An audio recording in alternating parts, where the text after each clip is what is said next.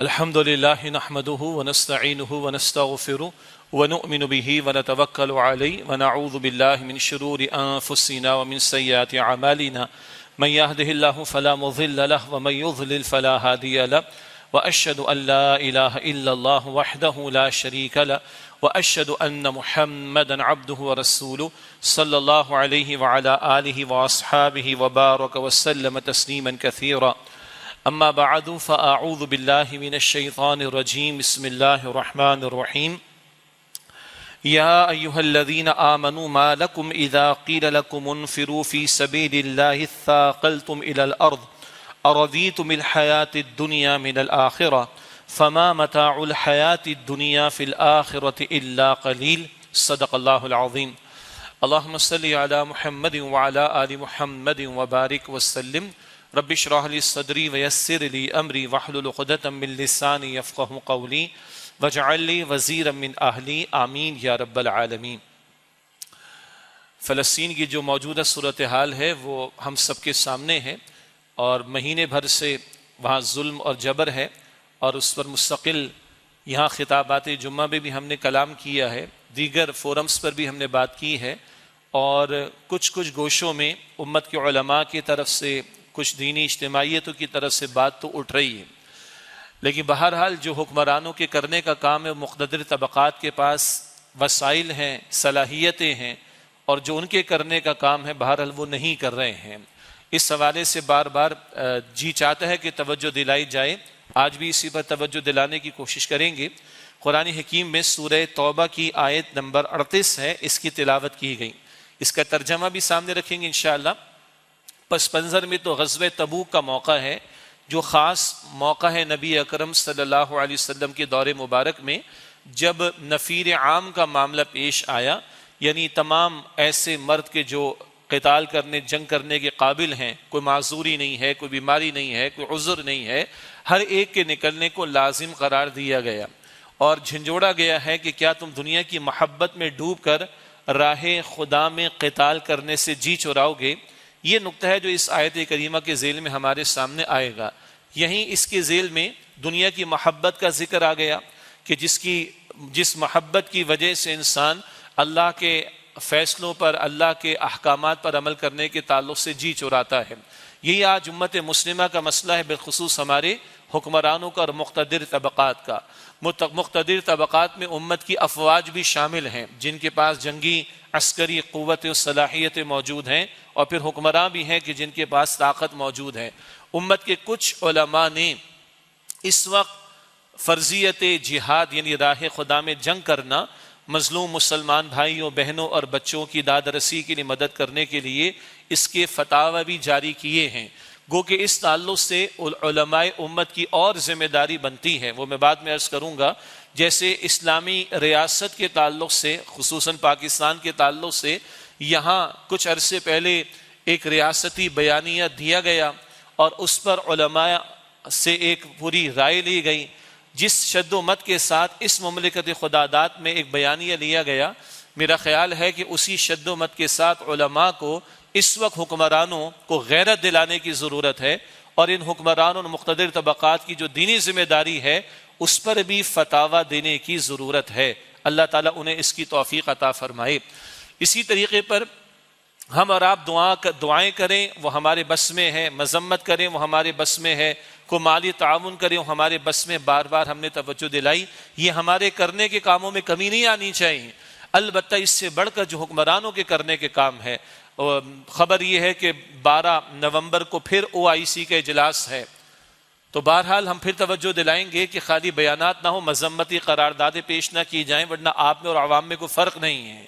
اگر یہ مسلمان حکمراں اللہ کرے کہ ان کے سربراہان وہاں پر جمع ہوں، اور وہ کوئی مشترکہ لائے عمل طے کریں، اور اس اسرائیل کے خلاف اور امریکہ بدبخت اور بدماش کے خلاف اور مغربی یورپ جو سارا اس ظالمانہ کارروائیوں کے لیے پشپناہی کر رہا ہے، اس کے خلاف کی امت کی طرف سے آواز بلند ہونی چاہیے۔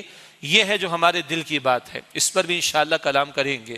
ضمناً بعد میں پڑوسی ملک افغانستان کے ساتھ ہمارے معاملات بگڑ رہے ہیں، اور حکومت کی سطح سے جو اقدامات کچھ کیے گئے ہیں ان میں بعض اقدامات ایسے ہیں کہ جو مستقبل میں مملکت خداداد کے لیے نقصان دہ ثابت ہو سکتے ہیں۔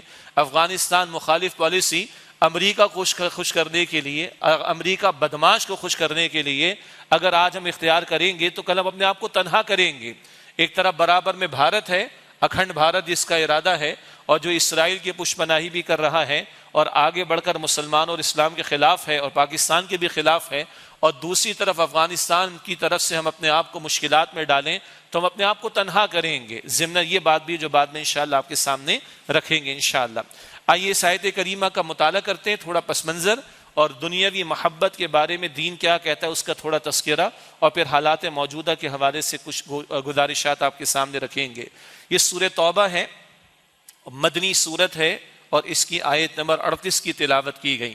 سورہ توبہ مدنی سورت، اور آپ اور ہم جانتے ہیں واحد وہ سورت ہے جس کے آغاز میں بسم اللہ الرحمن الرحیم نہیں ہے۔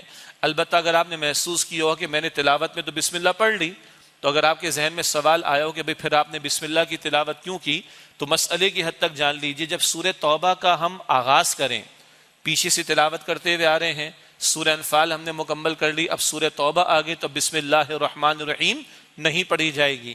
یہاں میں نے آیت تلاوت کی ہے سورہ توبہ کی آیت نمبر 38، تو کوئی حرج کی بات نہیں کہ اس کے آغاز میں بسم اللہ کی تلاوت کر لی جائے یا پڑھ لی جائے۔ اگلی بات، یہ بڑا اہم نکتہ ہے، نوجوان بھی ہیں، بچے بھی، ان کے ذہن میں بھی رہے کہ 114 سورتیں ہیں قرآن پاک میں، 113 کے آغاز میں بسم اللہ الرحمن الرحیم ہے، ایک کے آغاز میں نہیں۔ عجیب لگتا ہے نا؟ یہ خود قرآن حکیم کی حقانیت اور اس کی حفاظت کی دلیل ہے۔ عجیب لگ رہا ہے 114 میں سے 113 سورتوں میں اگر بسم اللہ الرحمن الرحیم موجود ہے تو اس صورت میں نہ ہے، نہیں ہے، تو عجیب نہیں لگ رہا؟ کیا ہو جاتا اگر مسلمان کبھی طے کر لیتے، ساری امت مل کر طے کر لیتی اس میں بسم اللہ شامل کر دیں؟ نہیں کر سکتے طے، کیوں؟ یہ توقیفی امور میں سے ہے۔ توقیفی امور کا مطلب یہ نبی اکرم علیہ الصلوۃ والسلام کے بتانے پر موقوف ہے۔ یہ سارا قرآن جو ہم تک پہنچا وہ زبان رسول سے پہنچا صلی اللہ علیہ وسلم، سینوں میں محفوظ ہوا، تحریر میں محفوظ ہوا، اور اس کا رسم الخط، رسم عثمانی جسے کہا جاتا ہے، عثمان رضی اللہ تعالیٰ عنہ کے دور کے تعلق سے جو ایک اگریڈ اپون مینیو اسکرپٹ ہے، رسم الخط جسے اردو میں کہا جائے گا، یہ طے شدہ ہے امت میں، اور یہ حقانیت ہے قرآن پاک کی اور اس کی حفاظت کی دلیل ہے کہ کبھی مسلمانوں کے دل میں خیال آتا ہوتا کوئی اعتراض تو کر سکتا ہے نا، 113 میں 114ویں سورت میں کیوں نہیں ہے، تو چلو بسم اللہ شامل کر دے، نہیں، قیامت تک شامل نہیں ہوگی۔ کیوں؟ اصل جواب یہ ہے کہ رسول اللہ صلی اللہ علیہ وسلم نے فرمایا کہ اس کے آغاز میں بسم اللہ نہیں شامل کرنی، بات ختم ہو گئی۔ جو حضور نے فرمایا وہ امت کے لیے لازم ہے۔ قرآن پاک کہتا ہے سورہ حشر کی آیت نمبر 7 میں، ما آتاکم الرسول فخذوہ وما نہاکم عنہ فانتہوا، رسول جو دیں یا جو حکم دیں اس سے لے لو، اور جس بات سے منع فرما دیں اس سے رک جاؤ۔ یہ تو ایک بسم اللہ کے تعلق سے بات۔ دوسری بات، سورہ توبہ کے پہلے 5 رکوعوں میں سرزمین عرب کی حد تک اللہ کے دین کے غلبے کا بیان، اور اسی میں یعنی پہلے 5 رکوعوں میں وہ آیت بھی ہے سورہ توبہ کی آیت نمبر 33 جو رسول اکرم صلی اللہ علیہ وسلم کے مشن کو بیان فرماتی ہے۔ سورہ توبہ کی آیت نمبر 33 کے الفاظ میں یہ ہے، هو الذی ارسل رسولہ بالہدی ودین الحق لیظہرہ علی الدین کلہ، اللہ جس نے اپنے رسول مکرم صلی اللہ علیہ وسلم کو بھیجا الہدا، مکمل ہدایت نامہ قرآن حکیم دے کر، ودین الحق، دین حق، دین اسلام دے کر، لیظہرہ علی الدین کلہ، تاکہ آپ صلی اللہ علیہ وسلم اس دین حق کو کل نظام زندگی پر غالب فرما دیں۔ یہ آج مسلمان جو جمعے کی 2 رکعت پر مطمئن ہو کر بیٹھ گئے، یا آج مسلمان 5 وقت کی نماز پر مطمئن ہو کر بیٹھے ہیں، یا آج مسلمان جو داڑھی کی سنت، ٹوپی کی سنت، مسواک کی سنت کر کے سمجھتے ہیں کہ سنت کے تقاضے پورے ہو گئے، یہ ہمارا محدود تصور ہے۔ محمد مصطفیٰ علیہ السلام کے مشن میں طائف کی گلیاں بھی ہیں، ہجرت کی راتیں بھی ہیں، اور بدر احد کے میدان کا سجنا بھی ہے، تبوک کا موقع بھی ہے۔ سرزمین عرب کی حد تک رسول اکرم صلی اللہ علیہ وسلم کے مبارک ہاتھوں سے اللہ کا دین غالب ہوا، اور پھر اس کی ایکسپینشن ہے، اس کی توسیع ہے۔ جو غزوہ تبوک کا موقع پیش آیا سلطنت روما کے خلاف، 30,000 کا لشکر لے کر رسول اکرم صلی اللہ علیہ وسلم نکلے ہیں۔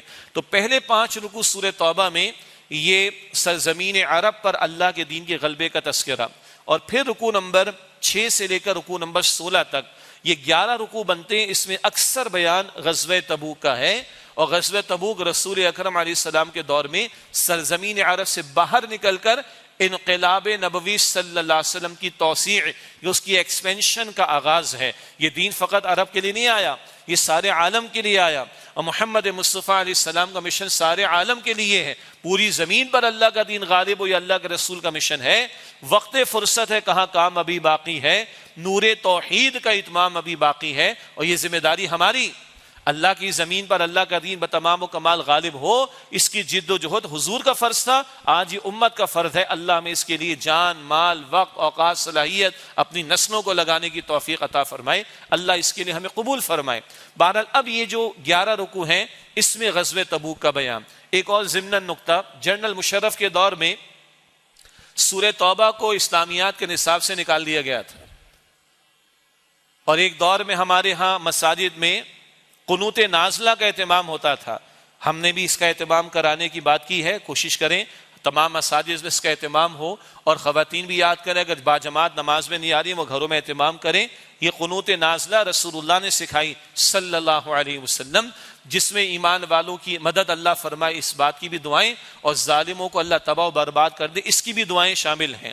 کسی دور میں ہمارے ہاں قنوت نازلہ کا اہتمام ہوتا تھا، اور اس کا ٹرانسلیشن ویسٹرن میڈیا میں پبلش ہوا، تو باہر سے تقاضا آیا کہ یہ قنوت نازلہ ختم کرواؤ۔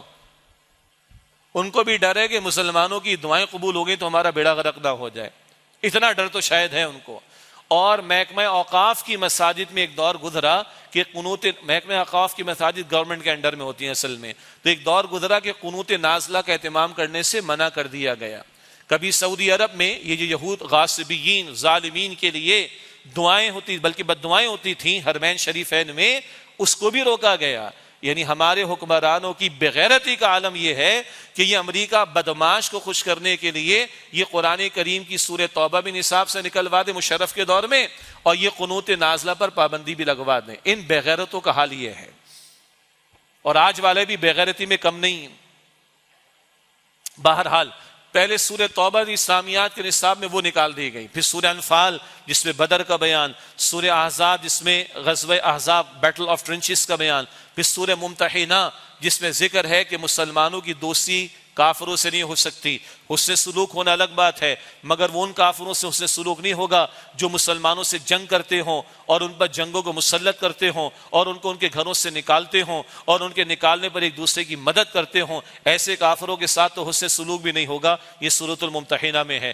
اتنا تو انہوں نے بھی پڑھ رکھا ہے کافروں نے کہ ان مسلمان بچوں کو اگر اسلامیات میں سورہ انفال، بدر کا بیان، سورہ احزاب بیٹل آف ٹرنچز پڑھا دی گئی، اور اگر سورہ ممتحنہ کفار کے بارے میں کیا رویے ہونے چاہیے، اور سورہ توبہ میں مشن محمد مصطفیٰ علیہ السلام کو پڑھا دیا گیا، تو یہ مسلمان تو بچے تو مجاہدانہ تربیت کے ساتھ پرمان چڑھیں گے۔ تو امریکہ بدماش کے کہنے پر ہمارے جنرل مشرف نے ماضی میں یہ صورتیں اسلامیات سے نکلوائیں، اور اب اسلامیات کے سلیبس میں گنتی کی 25 آیات رہ گئی میٹرک کے سلیبس میں ہمارے صوبے سندھ میں، گنتی کی 25 آیات، وہ بھی رٹا لگا کے بچے پاس تو کر لیتے، مگر کیا تربیت ہو رہی، کچھ نہیں۔ بچوں کی کیا بات کریں، بڑوں کو نہیں پتا۔ 2% لوگ نہیں ہمارے معاشرے میں جنہوں نے آج تک قرآن پاک ترجمے کے ساتھ مکمل زندگی میں ایک مرتبہ پڑھا ہو، اور ایک مرتبہ کافی نہیں۔ اللہ چاہتا ہے فجر میں قرآن، ظہر میں قرآن، عصر میں قرآن، مغرب میں قرآن، عشاء میں قرآن، ہے ہی نہیں۔ ہاں، غزہ کے بچے، شہید ہونے والے بچے جب وہ زخمی ہوتے تو وہ قرآن سنا دیتے ہیں، وہ غزہ کی بچیاں قرآن سنا دیتی، وہ جن کے ٹانگوں کے آپریشن ہو رہے ہیں، جن کے شاید آکسیجن اویلیبل نہیں، انیستھیزیا پاسبل نہیں، وہ قرآن کی تلاوت کرتے ان کا آپریشن ہو رہا ہوتا ہے۔ وہ ہمیں غیرت دلا رہے ہیں، یہ امت جو بغیرت ہو چکی ہے اس کو غیرت دلا رہے ہیں۔ قرآن اٹھاتا ہے بندے کو، قرآن ایمان کی دولت دیتا ہے، قرآن کھڑا کرتا ہے بندے کو، مگر آج تو امت سو رہی، بغیرت بنی ہوئی امت آج، عظیم اکثریت اس کی، عظیم اکثریت، اور وہ بچے اور بچیاں قرآن ہمیں اٹھا کر دکھا رہے ہیں یا قرآن کی تلاوت کر کے سنا رہے ہیں، بم برس رہے ہیں اس کے درمیان قرآن کی تلاوت کر کے دکھا رہے ہیں، وہ غیرت دلانے کی کوشش کر رہے ہیں۔ ہم اچھا تبصرہ کیا کسی خاتون نے سینٹ کے اندر کہ ہم نے فاتحہ پڑھ لی اپنے مسلمان بچوں کے لیے، بچیوں کے لیے، عورتوں کے لیے، بوڑھوں کے لیے، ایک فاتحہ ہمیں اس امت کے لیے پڑھ لینا چاہیے، اس امت کے حکمرانوں کے لیے پڑھ لینا چاہیے، اس امت کے مقتدر طبقات کے لیے پڑھ لینا چاہیے، جن کے لیے ڈوب مرنے کا مقام ہے کہ وہ کھڑے ہو کر بات کرنے کو تیار نہیں ہیں. بہرحال تو 25 آیات میٹرک کے سلیبس میں پاکستان میں اسلامیات صوبے سندھ میں رہ گئیں. ہاں ایک نصاب قرآنی کا ذکر میں نے کیا ہے آپ کے سامنے کئی مرتبہ. الحمدللہ اللہ کی اپنی شان ہے. وَمَكَرُوا وَمَكَرَ اللَّهُ وَاللَّهُ خَيْرُ الْمَاكِرِينَ.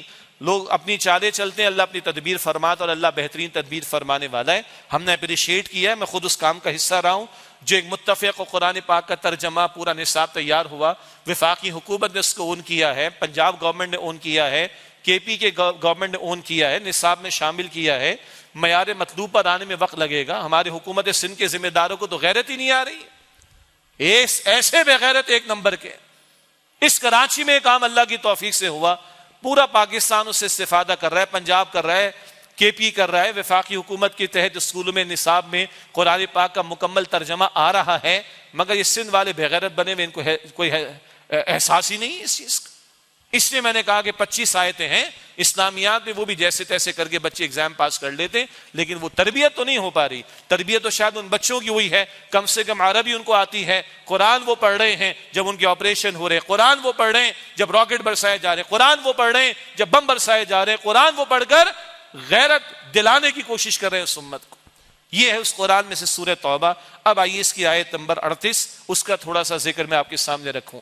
اللہ تعالیٰ فرما رہا ہے, یا ایھا الذین آمنوا, اے ایمان والو, ما لکم, تمہیں کیا ہوا, اذا قیل لکم انفروا فی سبیل اللہ, جب تمہیں کہا جاتا ہے کہ اللہ کی راہ میں نکلو, اثاقلتم الی الارض, تم زمین پر لگے جاتے ہو, مراد بیٹھے جاتے ہو, دبے جاتے ہو, جھکے جاتے ہو, بچھے جاتے ہو. اور رضیتم الحیات الدنیا من الآخرہ, کیا تم دنیا کی زندگی پر راضی ہو گئے آخرت کے مقابلے میں؟ دنیا تمہارا مقصود بن گئی. یہ چھوٹی سی دنیا, یہ عارضی سی دنیا, یہ چند روزہ دنیا, یہ فانی دنیا, یہ ختم ہو جانے والی دنیا, یہ فائنائٹ دنیا, اس پر راضی ہو کر بیٹھ گئے ہو. فما متاع الحیات الدنیا فی الآخرۃ الا قلیل. بھئی دنیا کی زندگی, یہ دنیا کا مال و متاع, یہ دنیا کا ساز و سامان, آخرت کے آخرت میں کیا ہے, الا قلیل, سوائے قلیل کے کچھ نہیں, بہت حقیر ہے, بہت تھوڑا سا ہے. پہلے میں چاہوں گا اس نقطے پر کلام کر لیں. اللہ کا کلام 1/3 حصہ فکر آخرت کے بیان پر مشتمل ہے. قرآن پاک پڑھ جائیے, جہاں جہاں احکامات کا ذکر آتا ہے, ساتھ اللہ جنت کا ذکر کرتا ہے, جہنم کا ذکر کرتا ہے. ان احکام پر عمل کرو تو تمہارے لیے جنت, ان احکام کو فراموش کرو تمہارے لیے جہنم ہے. میرے, آپ کے, ہمارے, ہم سب کے عمل پر سب سے زیادہ جو عقیدہ اثر انداز ہونے والا ہے وہ آخرت کا عقیدہ ہے. قرآن پاک پڑھ جائیے, البقرہ ہے بالکل شروع میں, قرآن پاک کے 60-70% احکامات البقرہ میں آ جاتے ہیں. کچھ احکامات بھی سورہ نساء میں ہیں, کچھ سورہ مائدہ میں ہیں, شریعت سے متعلق احکامات, کچھ سورہ نور میں, کچھ سورہ احزاب میں, کچھ سورہ طلاق میں. یہ پڑھ جائیے, اکثر حصہ احکام کا بالکل شروع کی صورتوں میں آ گیا. لیکن 7 منزلیں ہیں قرآن پاک میں. آخری منزل سورہ قاف 26واں پارہ, آخری منزل سورہ قاف سے شروع ہوتی ہے, سورۃ الناس پر جا کر مکمل ہوتی. اس آخری منزل کا مطالعہ کریں, اکثر بیان آخرت کے موضوع پر. کیوں؟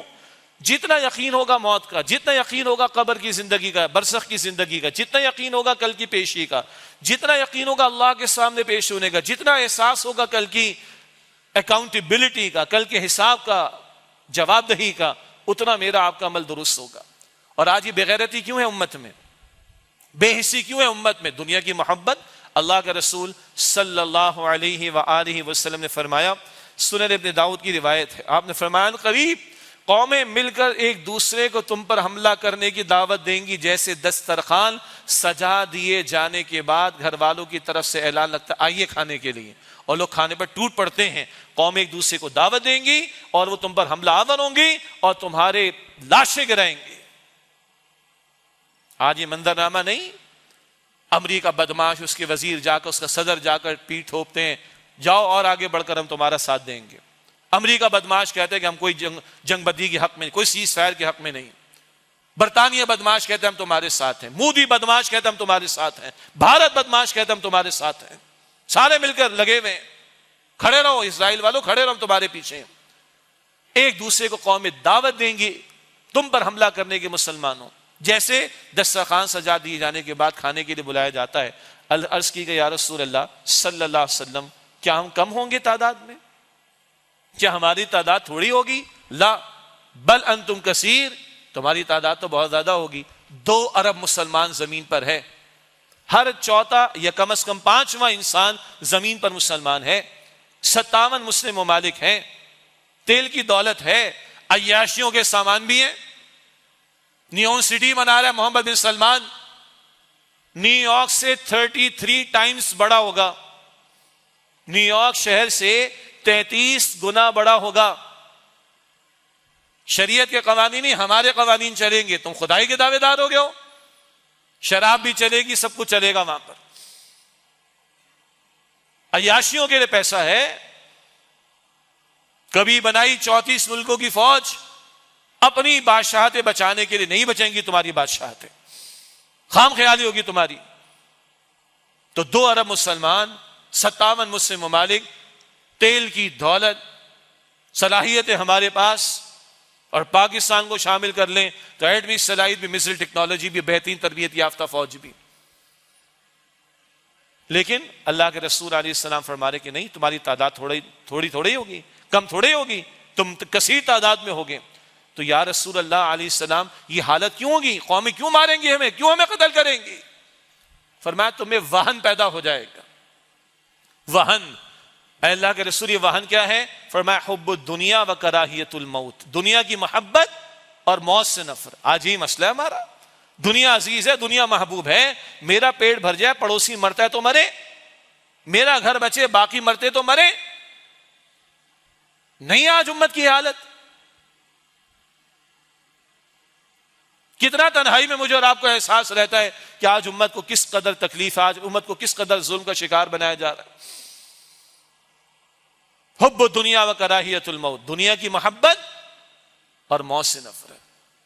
کس بات کو خوف ہے حکمرانوں کو؟ یہ امریکہ ہم سے ناراض ہو جائے گا، ہماری بادشاہتیں چلی جائیں گی، تو تم اپنی بادشاہتیں قبر میں لے کے جاؤ گے، اپنی عیاشیاں قبر میں لے کے جاؤ گے، اپنا اختیار قبر میں لے کے جاؤ گے۔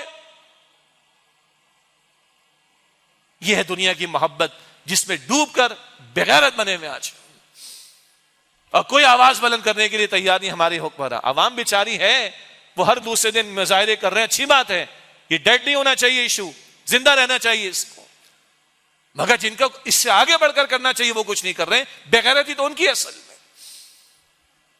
یہ بات دوبارہ سنیں، یہ ہے دنیا کی محبت اور موت سے نفرت جس کی وجہ سے قومیں تم پر حملہ آور ہوں گی۔ میں نے عرض کیا تھا اس آیت سورہ توبہ کی آیت نمبر 38 کا خاص پس منظر ہے۔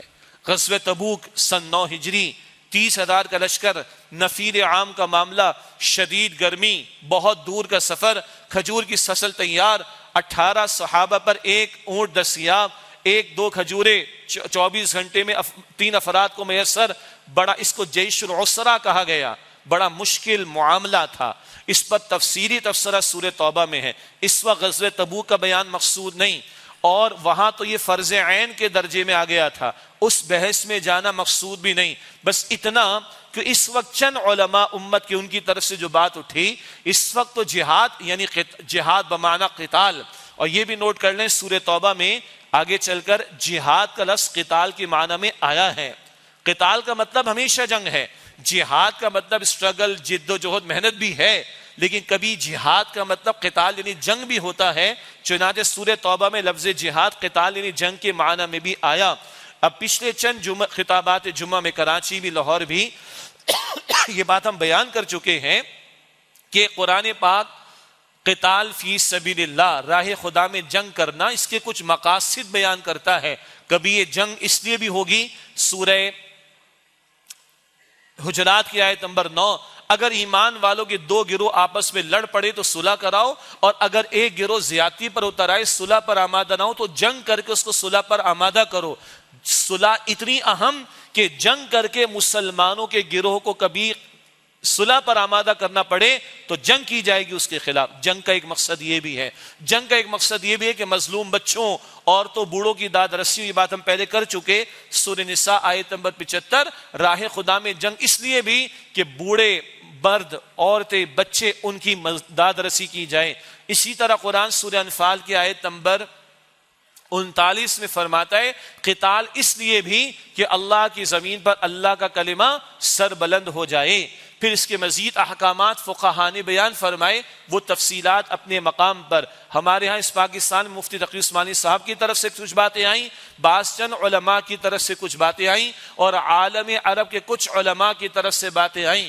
البتہ میری خواہش ہے ذاتی کہ علماء ایک مجموعی طور پر رائے پیش کریں اور 2 اور 2 4 کی طرح امت کے حکمرانوں کو خطاب کیا جائے اور امت کے حکمرانوں کو ان کی ذمہ داری بیان کی جائے. یہ بات آ چکی ہے فرضیت جہاد یا اس موقع پر فرضیت قتال کے تعلق سے کہ مظلوم بچوں، بوڑھوں اور عورتوں کی مدد کے لیے جہاد کرنا فرض ہے.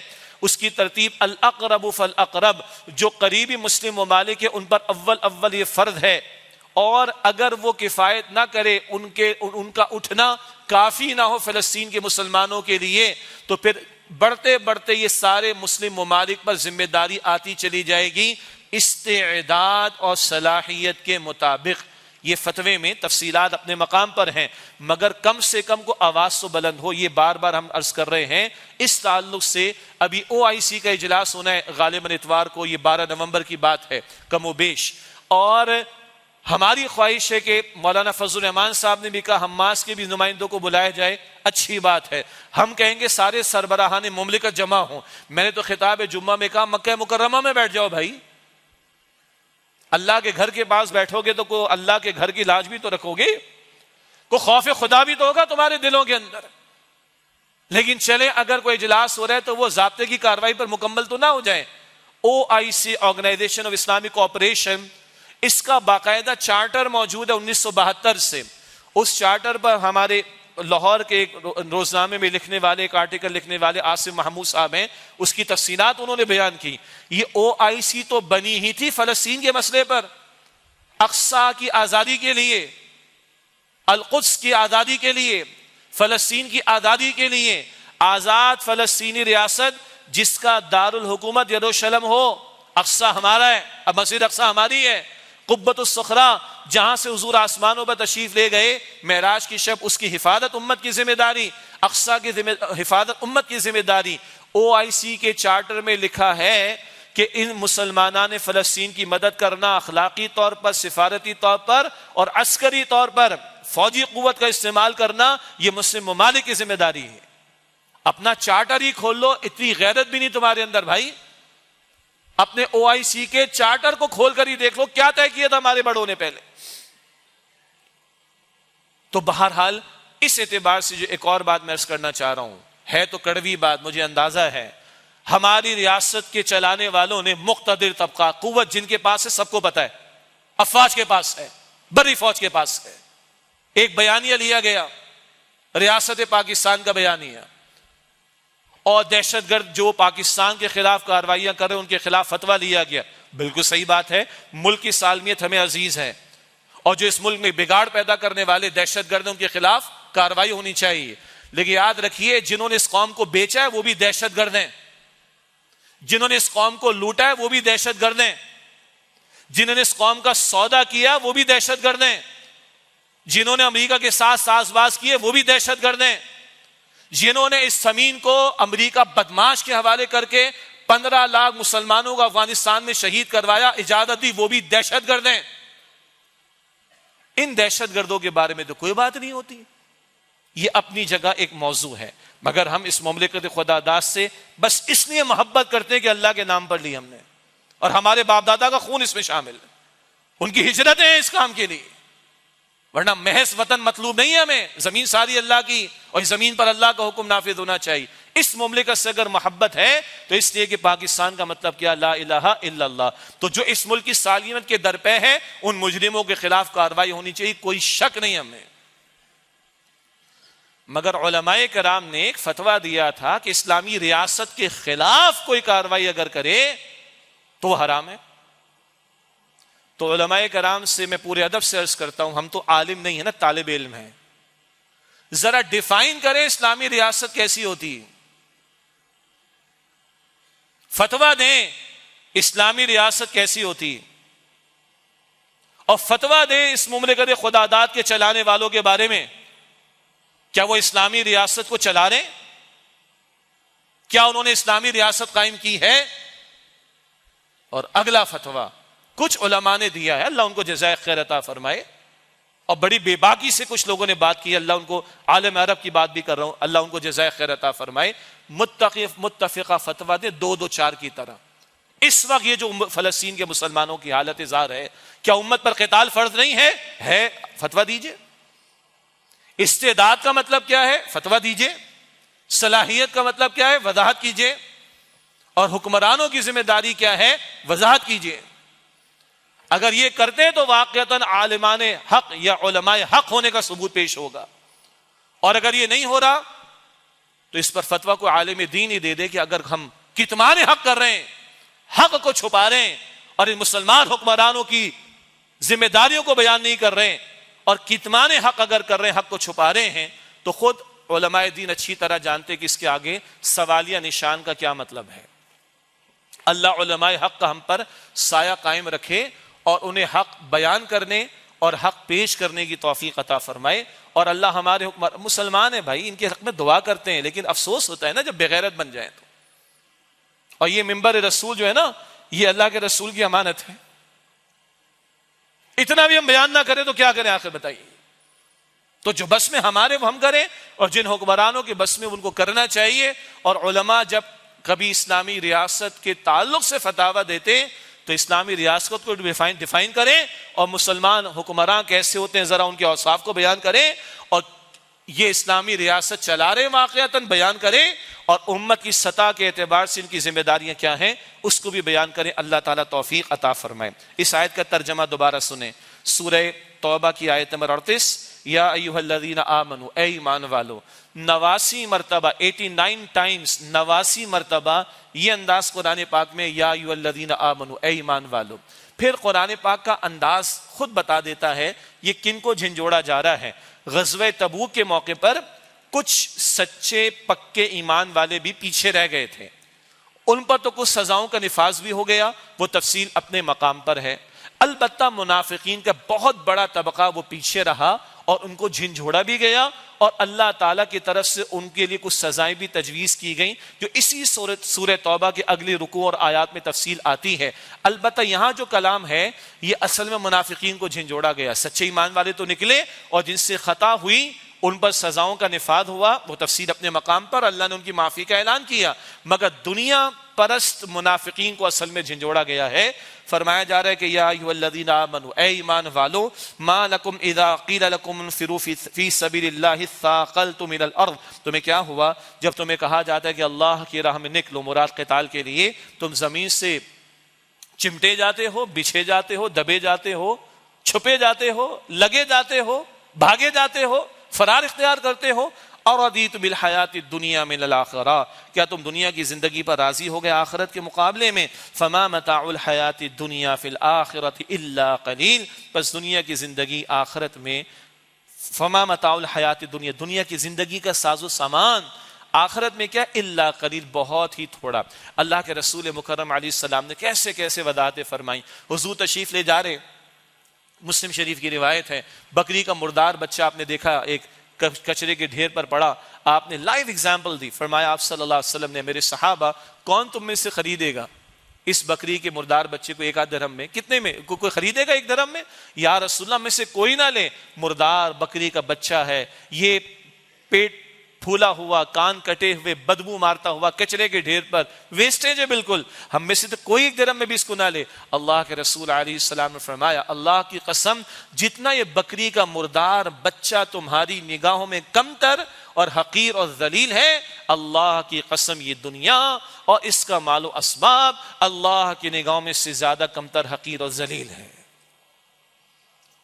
اللہ کے رسول نے فرمایا صلی اللہ علیہ وسلم، تم میں سے کوئی شخص، مسلم شریف کی روایت، اپنی انگلی کو سمندر میں ڈالے اور سمندر سے انگلی نکال کر دیکھے کتنا پانی لگ کر آیا۔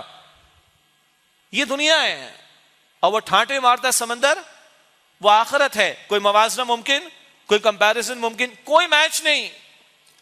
اللہ کے رسول علیہ السلام نے فرمایا، مسند احمد کی روایت، اللہ کی قسم اگر اس دنیا کے مال و اسباب کی حیثیت اللہ کی نگاہوں میں ایک مچھر کے پر کے برابر بھی ہوتی تو اللہ کسی کافر کو پانی کا ایک گھونٹ بھی نہ دیتا۔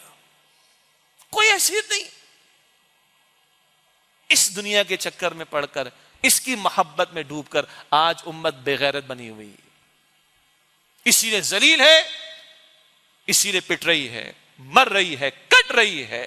اللہ ہمیں غیرت دینی عطا فرمائے, اللہ ہمیں ایمان کی دولت عطا فرمائے, اللہ اپنی ذات پر توکل عطا فرمائے, اللہ ہمیں آخرت کا یقین عطا فرمائے, اللہ ہمیں دنیا کے بجائے آخرت کو مطلوب بنانے ترجیح دینے کی توفیق عطا فرمائے, اللہ موت کا ہمیں یقین عطا فرمائے, اللہ ہمیں شہادت کا شوق عطا فرمائے, اللہ اپنی راہ میں شہادت کا رتبہ عطا فرمائے. یار موت تو آنی ہے بھائی, طے ہے, نہ ایک لمحہ آگے نہ ایک لمحہ پیچھے. تو کیوں نہ شیر کی طرح بندہ دنیا سے جائے اللہ کی راہ میں شہید ہوتے ہوئے. اللہ یہ شوق شہادت, یہ جذبہ جہاد مجھے آپ کو ہماری سمت کو عطا فرمائے. ضمناً ایک بات جو افغانستان کے تعلق سے میں نے عرض کیا, پاکستان اور افغانستان دو برادر مسلم ممالک ہیں. طالبان جب پچھلی مرتبہ ملا عمر رحمۃ اللہ علیہ کے دور میں آئے تھے, وہ دور تھا کہ ہماری مغربی سرحد محفوظ تھی, اس کے علاوہ ہمارے افغانستان کے ساتھ کوئی اچھے تعلقات ماضی میں نہیں رہے, اور بھارت بدماش نے بڑی محنت وہاں پر کی ہے پاکستان کے خلاف ان کو اکسانے کے لیے. البتہ پاکستان نے بہت بڑا ایک فریضہ ادا کیا جب لاکھوں مہاجرین کو ہم نے پاکستان میں اکوموڈیٹ کیا. میں پہلے بھی عرض کر چکا ہوں, یہ دنیا, یہ مغربی ممالک چیمپئن بنتے ہیومن رائٹس کے, دنیا میں سب سے زیادہ مہاجرین کو اکوموڈیٹ کیا ہے پاکستان نے کیا ہے, ترکی نے کیا ہے, ترکیہ شام کے مسلمانوں کو, کچھ ایران نے کیا ہے. ان چیمپئن لوگوں نے کتنے لوگوں کو اکوموڈیٹ کیا مجھے بتائیے, یہ اپنی جگہ ایک بحث طلب موضوع. البتہ آج اگر ہم ان کے گھروں کو بھیج رہے ہیں تو ہم نے پہلے بھی ذکر کیا تھا کہ ہم کسی کو گھر خالی کرنے کو بھی کہتے جس کو کرائے کو دیتے ہیں تو کچھ نوٹس تو دیتے ہیں, 4-5 افراد کے لیے بھی 2-3 مہینے دیتے ہیں. یہاں آپ لاکھوں کو نکالنے کے لیے ایک آرڈر دے دو 1 مہینے کا, یہ درست بات نہیں. بلکہ میں تو سوچ رہا تھا قرآن پاک پڑھیں سورۃ البقرہ, سورۃ البقرہ میں رکوع نمبر 28, 29, 30, 31 بڑے قیمتی ہیں, پڑھیں خدا را. آج گھریلو زندگی برباد ہے نا. 4 رکوع البقرہ, رکوع نمبر 28, 29, 30, 31, 4 رکوع میں اللہ تعالیٰ نے خاندانی زندگی کے بارے میں رہنمائی دی. وہاں طلاق کے مسائل بھی بیان ہوئے. اللہ کا کلام قربان جائیے, طلاق جیسا کڑوا گھوٹ, انتہائی ناخوشگوار معاملہ. قرآن پاک کہتے ہیں وَسَرِّحُوهُنَّ سَرَاحًا جَمِيلًا, ان کو گھروں سے بھی نکالو نا, اگر طلاق دے کے تو حسن اور خوبصورتی کے ساتھ نکالو. طلاق بھی دے رہے تو خوبصورتی کے ساتھ رخصت کرو. بھائی تم نے تو لاکھوں کو اسلام کے نام پر مسلمان ہونے کے ناطے اکوموڈیٹ کیا, اب اگر ان کو واپس بھی بھیج رہے ہو تو ذرا حسن کے ساتھ, عمدگی کے ساتھ. ہاں اگر ادھر افغانستان سے کسی کے بیانات ایسے آئے کہ جو ہمیں تیش جلانے والے ہیں تو ان کو بھی ہوش کے ناخن لینے چاہیے, صبر سے کام لینا چاہیے, اور کوئی معاملے کو بگاڑنا نہیں چاہیے. اور ہماری طرف سے کوئی اس طرح کی بات ہو رہی تو وہ بھی نہ ہو. ہماری خواہش یہ ہے کہ پاکستان اور طالبان افغانستان کی حکومت مل کر افہام و تفہیم کے ساتھ اس مسئلے کو حل کریں. ہاں غیر قانونی طور پر جو موجود ان کو آپ واپس بھیج رہے ہیں بالکل بھیجیں, اور اگر ان میں سے کچھ تھے یا ہیں اور مجرمانہ کارروائیوں میں مبتلا ہیں ایکشن لے ان کے خلاف. بھائی بالکل 2-2-4 کی طرح یہ بات واضح ہے, مگر دل پر ہاتھ رکھ کے بتائیے, یہ جو پاکستان میں 22-23 کروڑ بلکہ اس سے بھی زیادہ قانونی موجود ہیں, ان کے خلاف کوئی ایکشن لیا ہم لوگوں نے؟ اس کراچی میں 150-200 مار ڈالنے والے ان ظالموں کو ہم نے پھانسیاں دی؟ ہمیں ہائی اپس کے لوگ ملتے رہے فلائٹس کے اندر, ایئر ٹریول کے دوران, جناب 6000 ٹارگٹ کلر ہم نے پکڑے. میں نے جمعے کے خطابات میں کہا ہے, میڈیا پر کہا ہے, ہاں جی آج کل میں فلاں پوسٹنگ پر ہوں, اللہ آپ کو جزائے خیر عطا فرمائے, جی ہم نے 6000 ٹارگٹ کلرز کو گرفتار کیا. میں نے کہا آپ نے 6 بھی لٹکائے, 6 بھی لٹکائے, یہ تو قانونی ہے پاکستان میں رہنے والے. تو قانونی غیر قانونی کا مسئلہ نہیں, مجرم ہوتا ہے, سارے مجرموں کے خلاف ایکشن لو. میں نے گنوایا آپ کو, قوم کو بیچنے والے, قوم کا سودا کرنے والے, کرپشن کرنے والے, لوٹنے والے, سودا کرنے والے, ان مجرموں کے خلاف بھی کارروائی کرو. اکراس دا بورڈ کارروائی ہونی چاہیے. اس میں امریکہ بدماش کو خوش کرنے کے لیے افغانستان کے لوگوں کے ساتھ ہم اپنے تعلقات کو نہ بگاڑیں. چائنا تعلقات افغانستان سے بڑھا رہا ہے, ایران افغانستان سے تعلقات بڑھا رہا ہے, مڈ ایسٹ کے اندر جنگ سجی ہوئی ہے. تو یہ ان ممالک کو سمجھ آ رہی ہے ہم تو اسٹریٹجیکلی تنہا رہ جائیں گے, ادھر بھارت کی دشمنی برابر میں افغانستان کی دشمنی اختیار کریں گے. اور ہوش کے ناخن لو. میں دل سے ایک بات عرض کر دیتا ہوں, کڑوی لگے گی, کسی ایڈونچر کے موڈ میں نہ جائے پاکستان کی حکومت. افغانستان میں رشیا بھی بھاگا ہے اور افغانستان سے امریکہ بھی بھاگا ہے. خامہ خواہ کے ایڈونچر کی طرف نہ جائیں. اللہ اس مملکت خداداد کی حفاظت کرے. پاکستان کی حکومت اور طالبان افغانستان ان کی حکومت یہ باہمی افہام و تفہیم کے ساتھ مسئلے کو حل کریں. ہماری قدر مشترک ہم اللہ کو ماننے والے مسلمان ہیں. اس بنیاد پر دل بڑا کرنا چاہیے اور مجرموں کے خلاف کارروائی اس میں کوئی شک نہیں ہے. مگر کہیں امریکہ بدماش کو خوش کرنے کے لیے افغانستان کے ساتھ تعلقات خراب کر کے پاکستان کو خطرے میں نہ ڈالیں. اللہ تعالی ہمارے حکمرانوں کو ہدایت دے. اللہ میری آپ کی ہم سب کی تمام مسلمانوں کی مغفرت فرمائے. اور اللہ تعالی ذرا جوش جذبات میں بھی کچھ بات ہے لیکن خدا کی قسم یہ دل سے باتیں ہیں. اللہ ہمیں غیرت دینی عطا فرمائے. اللہ ہمیں امت کا درد عطا فرمائے اور امت کو متحد فرمائے ظالم و جابروں کے مقابلے میں. وآخر دعوانا الحمد للہ رب العالمین.